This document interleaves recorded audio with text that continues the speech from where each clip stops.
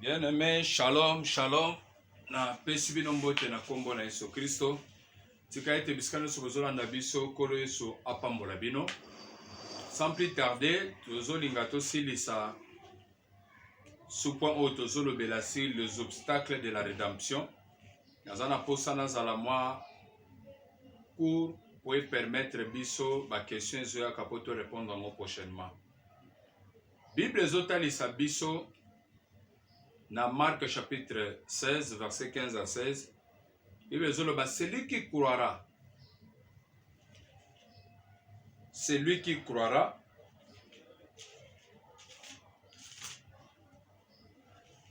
et qui sera baptisé sera sauvé, mais celui qui ne croira pas sera condamné. C'est-à-dire, bato bandimeli te baza d'office condamné. Kondimela nini? Kondimela liloba Yesu. Kondimela Yesu nde nzamba vi na biso. Et lokola nzamba vi na biso, c'est lui-même la parole de Dieu. Apesi liloba na ye o ezotalisa biso nzela. C'est lui-même la vérité. Et la vérité, c'est ça, sa parole. C'est-à-dire, selon sa parole, nde eza ko identifier biso toza bana na ye ou pas. C'est pour cela bazoloba oya kondimela. Andimeli nini? Liloboy. Andimeli Yesu. Oya kondimela te sera condamné. Tolobaki ke toza na bato. Na kati na ba église, lelo na ngina touché mingi, une église où la femme est pasteur, c'est-à-dire est responsable de cette église-là. C'est-à-dire église moi sinde. C'est-à-dire bobimeli na communauté moko ou soit ondimaka. Que moi si pe, molima moi se zati ya mobile zati en Jésus, que moi si pas kokambaka église. Non, c'est faux. Et condition bateau nyonso, bazu ba baptême pas bateau boy. Bazu ba baptême pas maman boy. Bakenda ke église maman boy nda zo kamba bango ndeti pasteur na bango. Conséquence zani. Nzamba kokipete et que les kato et que les kate. Non. Bible ezotalisa biso oya ndimeli nda kozala sauvé. Oya ndimeli taza condamné. C'est-à-dire liloba nzambe ndenge nzamba apesi yango eza ya biso kokakola ngo te. Na poni ona kokoloba ke Paul alobaki yango mpona bato ya Corinthien biso toza ba Congolais. Non. Kota ba offrande nde Paul alobi bien. Kota Paul alobi ke naza papa na bino. Ata bozana ba maître belenga nde papa wana ndimi ke yo poza papa ya bato ozobota. Non. Liloba nzambe eza pona biso nyonso. Na Bible, je commence de l'Ancien Testament au Nouveau Testament. Bible nanga ezolobani. Ésaïe chapitre 8e. Ésaïe chapitre 8, verset 20. Bible lobi. De la loi au témoignage. Si l'on ne prêche point ainsi, il n'y aura pas de lumière parmi le peuple. À la loi et au témoignage, si l'on ne parle pas ainsi, il n'y aura point d'aurore pour le peuple. C'est-à-dire quoi? S'il faut te justifier les camps sur le plan doctrinal, il faut totaler sa image dans l'Ancien Testament et dans le Nouveau Testament pour baisser sa lumière. Est-ce que ça continue ou ça ne continue pas? Dans l'Ancien Testament, Nzamba bandeli makamba kozwa basali na ye à partir ya bana ya Jacob.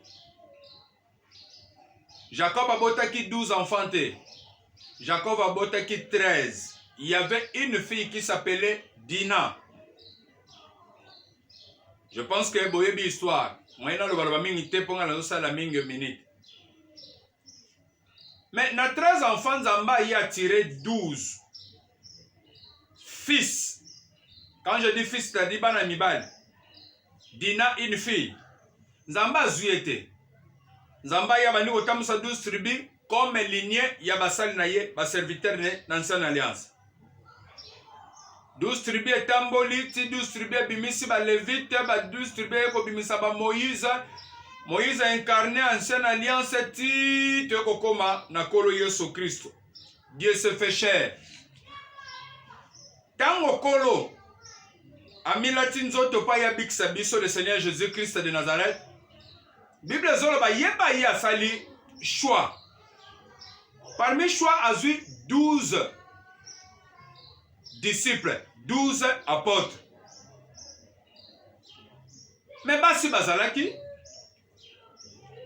en passant, maman na ye Marie, oh bisika musuba comment ko vénérer lelo, baza ko adorer, baza ko adresser ba prière na bango. Et ça parmi les obstacles de la rédemption. Batu nyonso ba invokaka Marie, baza ko adresser ba prière na bango na banzambe quelconque. Bakomona nzambe te, batu nyonso basambelaka bikeko. Bakomona nzambe te, baza ko fukamela bikeko. Rédemption ezate pour na bango, eza obstacle à rédemption. Lobi ko ezate. En passant, peut-être na kwa suko ya kote yango menasa na lobeli yango. Bato basambelaka na ba église. Oh batie ba image taillée, Exode 20, premier verset tina ba 4 mezolo belango. Ba dessiner ba Pierre, ba dessiner ba Moïse, ba dessiner Songolo, ba tie image à bat. Okuti na kati ya église botie longa pasteur ndezo dondo wana na kati. Bible pekisa biloko wana. Eza biloko Saint-Esprit koyokana nango te. Nazongi place nazalaki. Ezalaki parenthèse. C'est-à-dire ba obstacle ya rédemption biloko koko ye belé soza na connaissance te kokwe ya toujours. Omoni ke nazalaki na idée ya kolobelo te mais Saint-Esprit souffre ngango po na connaissance na biso. Kono Yesu aye azwi 12 disciples, 12 apôtres. Abandi na bango musala. Azokufa azokende bayekoli batikali marke Maria azalaki wana na basi ya mbongo bazalaki wana ata mwasi moko ameka te ke azwa place akoma mpe mosala nzambe esalema te kaka lelo nde okuti ezosalema. Papa, mama, ndeko peut-être ozalaki na connaissance oyo te tika te ozwa yango lelo. Omoni kilti oyo biso tozosala lelo awa. Kilti oyo tozosala lelo awa po ezala kilti moko ya petwa oyo nzambe akoko accepte. Eza kilti oyo esalemaka deja na lola.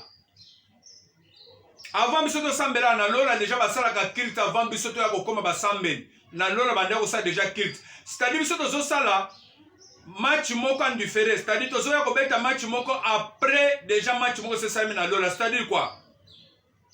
Les 12 tribus ancienne alliance, dans les 12 apôtres et nouvelle alliance, ce qui constitue les 24 veillards.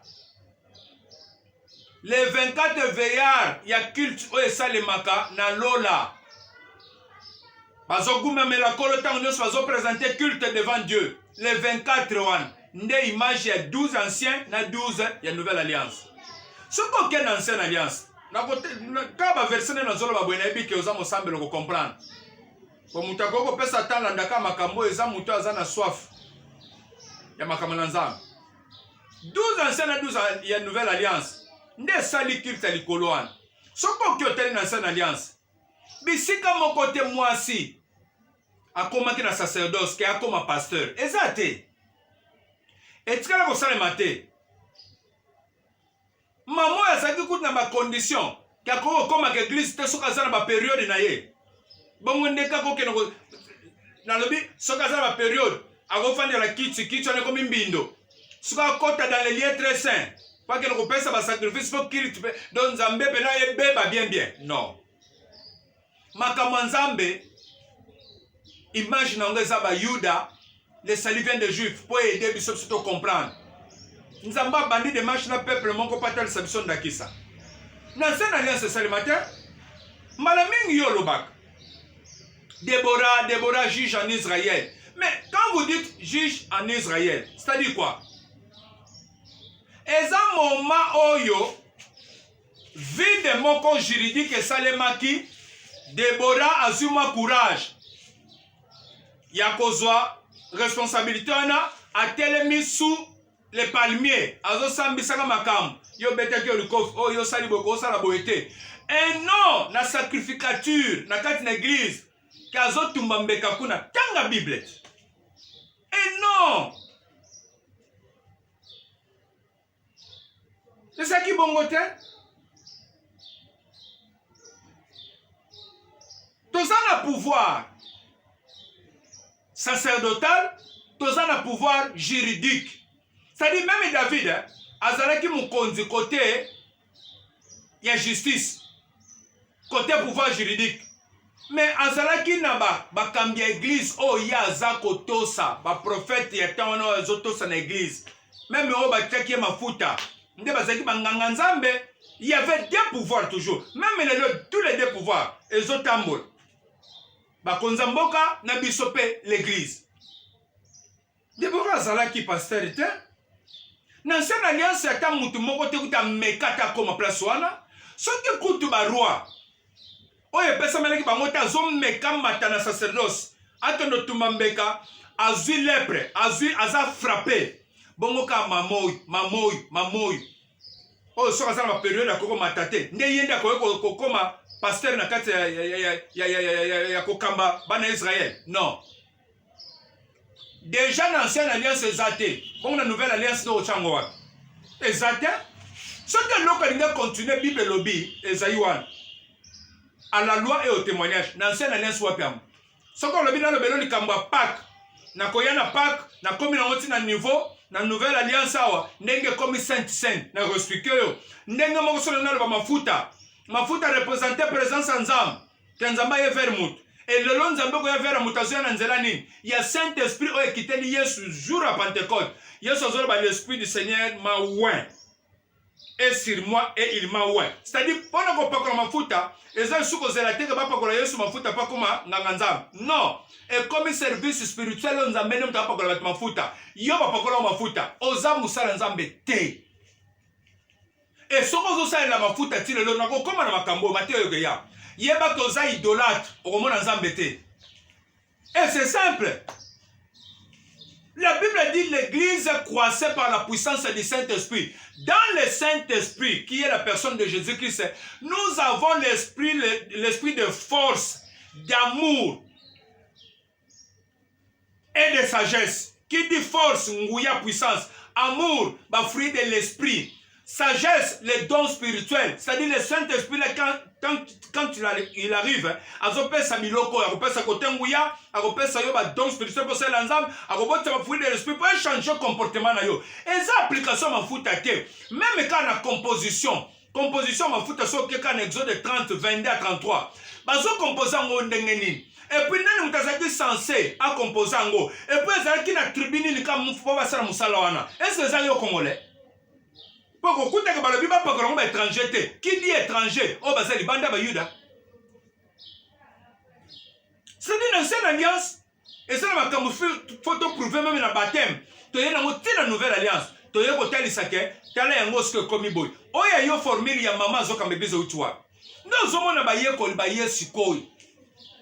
Le quoi les sa continuité yesu ya zika 12 apôtres. Akufi baye ko babakisi o ya bango.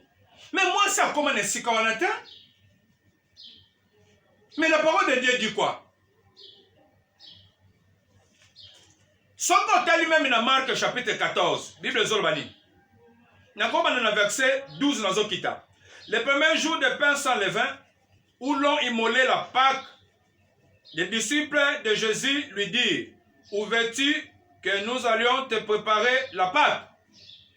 Et il envoyait deux de ses disciples et leur dit, allez à la ville. Vous rencontrerez un homme, Mobali. Vous rencontrerez un homme portant une cruche d'eau. Suivez-les. Bokokuta na mwana Mobali. Ameme cruche mai. Bolandaye. Bamemaka mwana Mobali. Balandaka mwana Mobali s'il vous plaît. Balandaka mwana Mobali ameme cruche d'eau.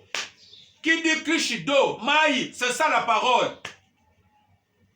Et moutamemi cruche, la formule parenthèse, moutamemi cruche, pour yeba keza zelo, pour yeba keza mai, to yeba keza mafuta, il faut mayuana, et l'obeza na kati, et sopanaka, tango zo sopanezo mouye, ne batu bazo yeba, ko caractérisant ngo ke oeza mafuta, oeza mai, oeza zelo.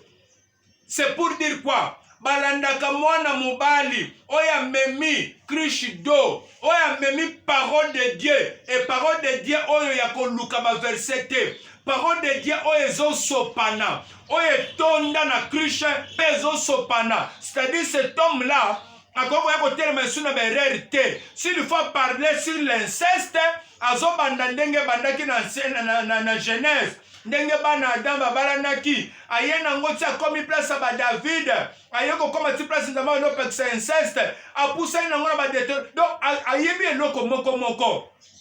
Aye nango ti place Jean-Baptiste azogangela Hérode kako zwa mwasa ndeko na yete ebomisa Jean-Baptiste ti bakate mutu. Pasoloba okoko bala mwasa ndeko na yote. Pourquoi? Parce que ça inceste. Il faut kutana na mwana mobalo azomema mai, mais mai en abondance ezo sopana qui coule d'elle-même. Mai wele ezo sopana. Ezate mutazo lia munoka zoluka nini akoloba. Yo landaka naye. Sikoyo apôtre azoloba ni. Oh, jusqu'à là pesi verset 1 o ezolobela makambo wana. Bon, na pesa verset eza bien lokolo za chrétien bere faut tangaka o comprendre makomi c'est bien na banana na verset moko 1 Corinthiens chapitre 14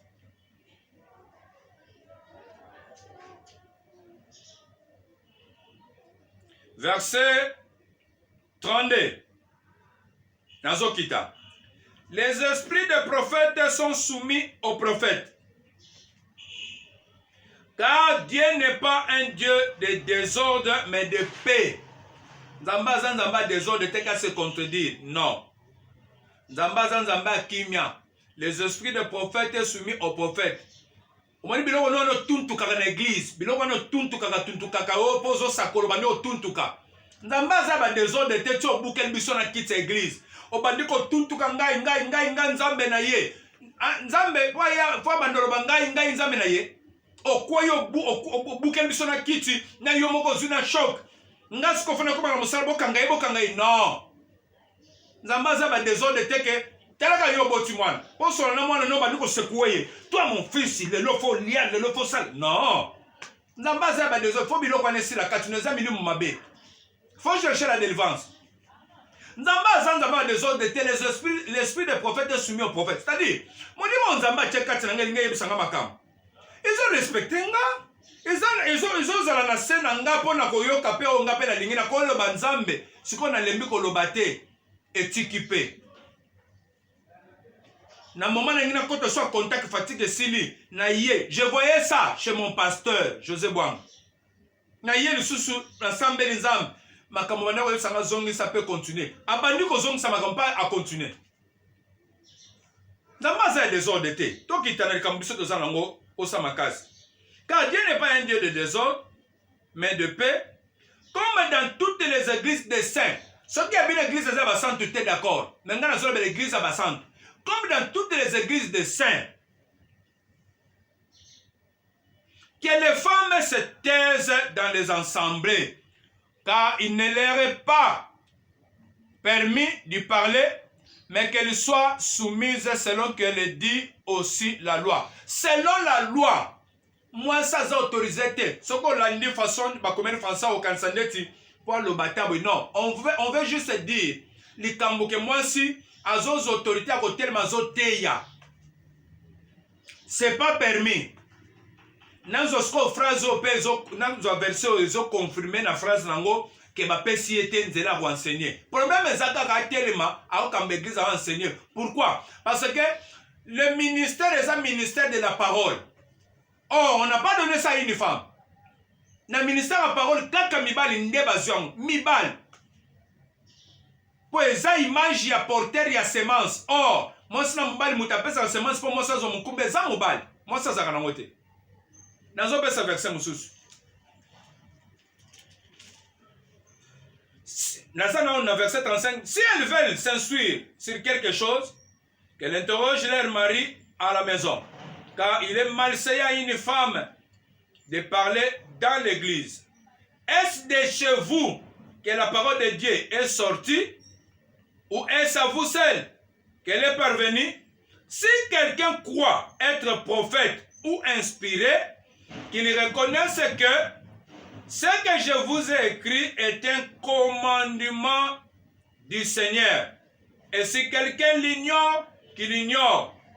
Ce qu'on dit, on a inspiré par rapport à mon livre, mais il faut comprendre la parole de Dieu, parce que le Saint-Esprit a enseigné sur toutes choses. Ton Saint-Esprit là, a continué ma faute, a continué ma erreur. Non!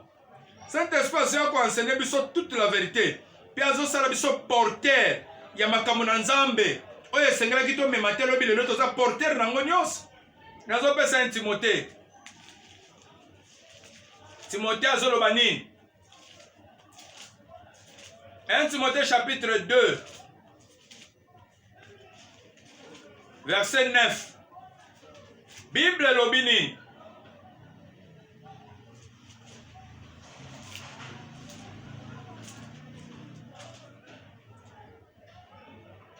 Nabandika na 9 nazokita.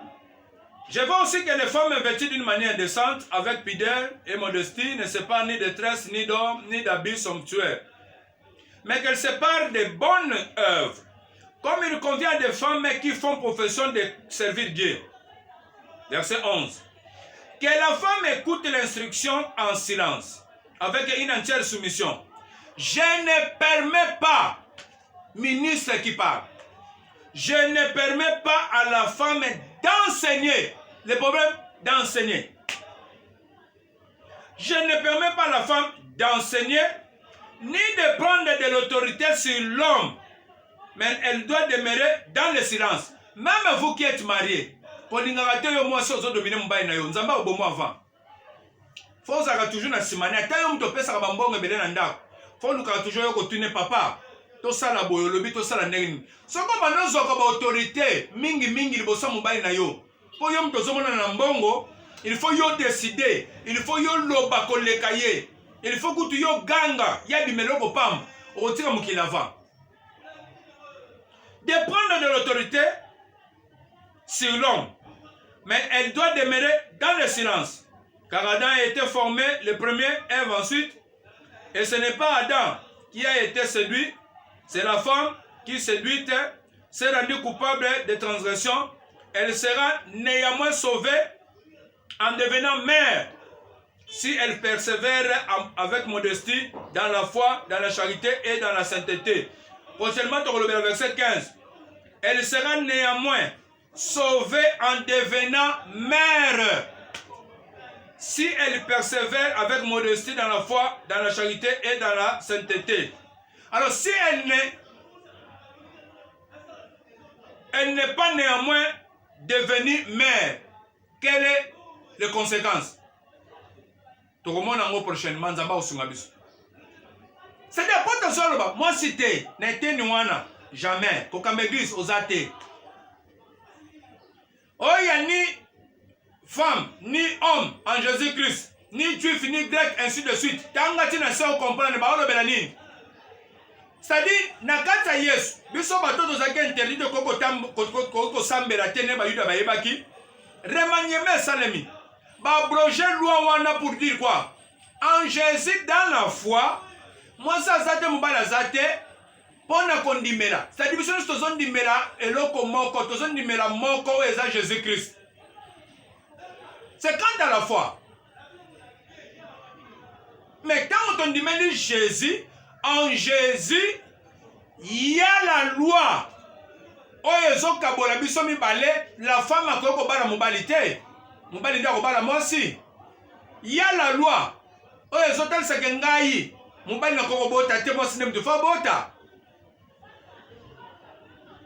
C'est quand à la foi. C'est-à-dire, ton numéro, moi, ça te m'balate.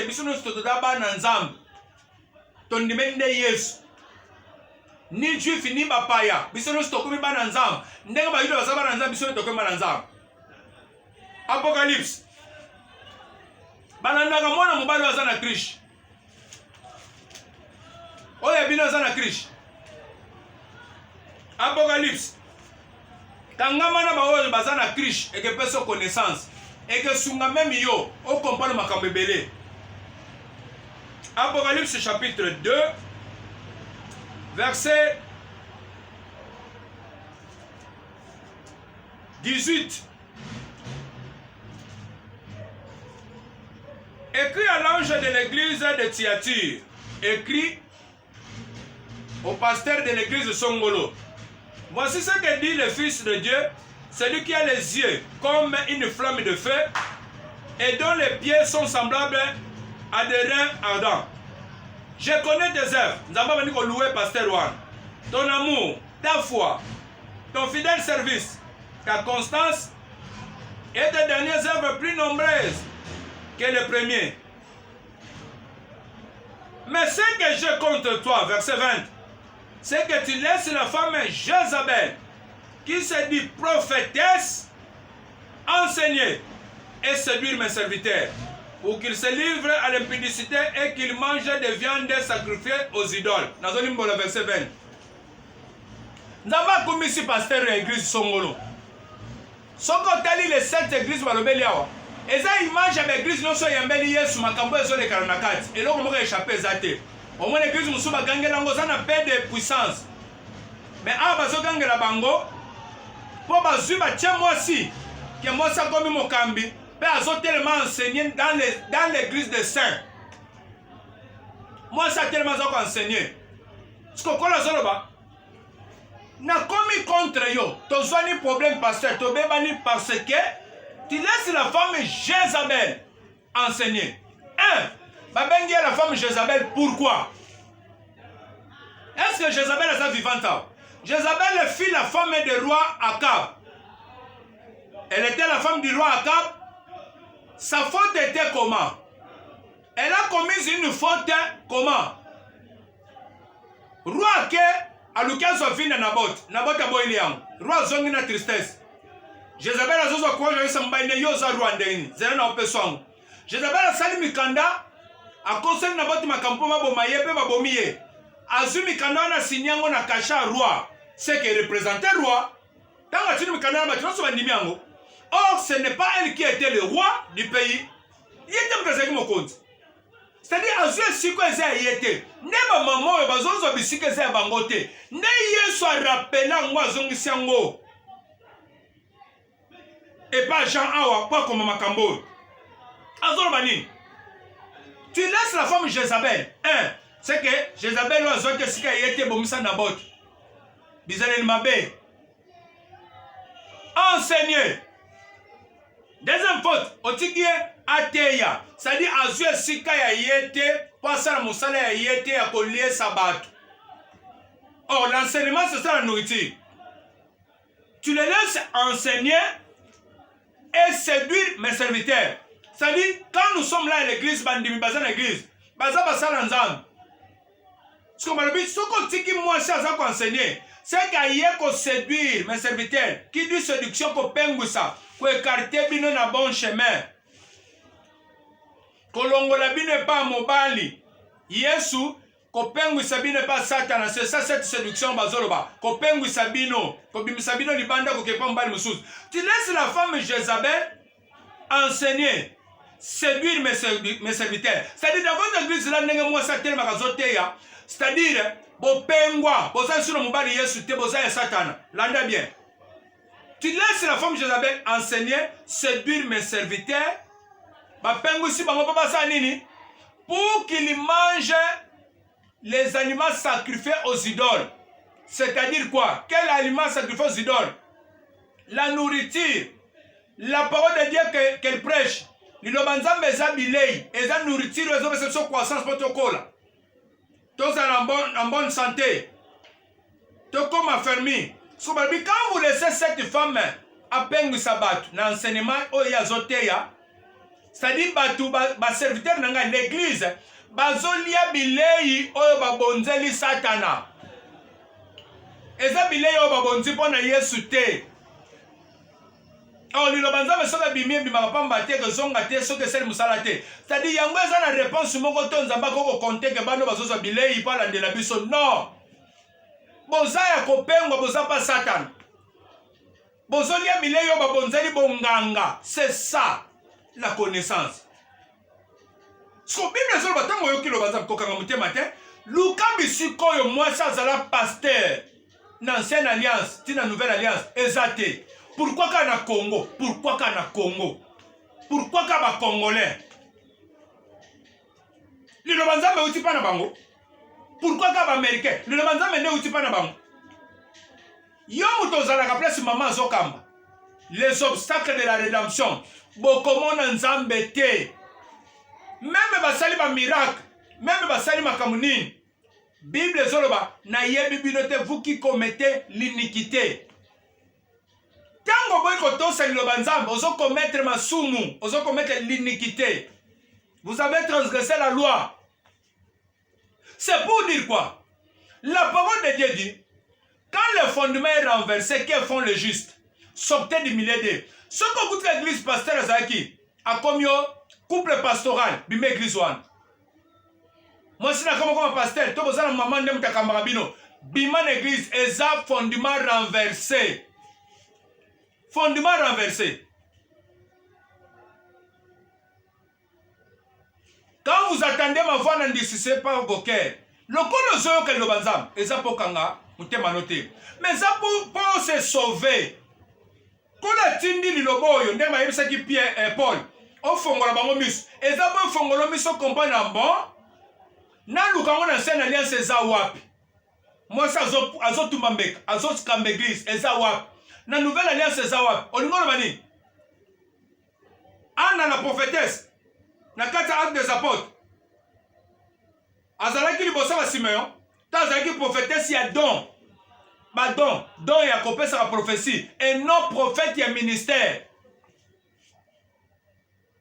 ozane siko ko tia fondement wanté pour qu'il te samaka na lola 24 veya ne yango bazoki 12 tribu 12 apôtres c'est pour te dire quoi zonga retour à la parole kota na kata makambo nzambe ya propre pour bika sinon le Seigneur azoya bateau bakozala lever ka bateau bazana Saint-Esprit et pour comme na Saint-Esprit il faut la rédemption koka complètement ozala penza complète na kambotali processus à rédemption pour Saint-Esprit za likona yo po yoka kolo jour akoya te okufaki lelo banzambe yango nzamba simo mutema na yo koza mutema makasi te o bangone mbapesa na mikanda o bangone mbabongisa vina ngai o bangone mbapesa na misala pona lobiko alole leki makamba mokili sauvez-vous de cette génération kolo sapamba na bino musika boza tokutani malasima tozana posa ba soutien na bino botika bisote papa botika bisote tozana posa soutien na bino bo aider biso pour évangélisation senga ba moyen tozana posa ba caméra po yo pesa biso caméra za passe non zo na biso tozana posa ba batterie industrielle pour pesa biso ngeza pasite tozana posa ba panneau solaire pour pesa biso panneau solaire za pasite tozana posa ba moyen financier tozala pena ba studio na biso que tosalisi bâche moko bien tosalisi ba biloko moko cadre moko bien okoko soutenir musala nzambe. Peut-être eza yonde oza provision nzamba pesa ki biso kukanga motema te sengeli te tona kosenga ka lokola tozo mandie non na tango mutu na nzamba azoloba bana nzamba bazana molimo na nzamba ba comprendre que est-ce qu'il faut ko soutenir to soutenir angote kola pambola bino ba numéro na biso eza wana boko ko benga biso plus 243 89 85 54 333. Peut-être que vous avez de la biso moyen moko à partir il y a téléphone na yo direct pa na biso numéro ya RTL RDC Kinshasa 00243 998 310 706 partout au monde on ko virele biso mbongo na numéro wana RTL direct ezoko makati na téléphone na ngai kolo sapambola bino. Merci, à la prochaine occasion. Pour moi, je vais matériel exacté. Nazo sala msalo na bana na ngai, mwana na ngai boso yina na 11 ans. Na minute à déplacer, mama tindie. Nga moko na tche, nga moko na za obligé na sani na confinement yo. Nga moko na tel masu na kata. Nous avons besoin de matériel, bosa lisabiso. Merci, ciao, à la prochaine occasion.